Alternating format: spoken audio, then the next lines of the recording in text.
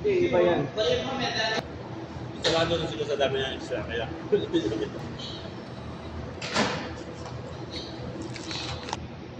Hindi pickles yan ako. Pickles yan. Pickles yan, iniwan ang Items yan. Naginan ko doon. Walang tomato yung sa iba. Ayun yan, tomato kasi naman.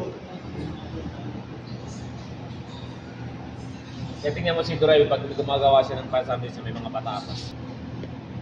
Nahimik lang dito. Sa atin, Aywa.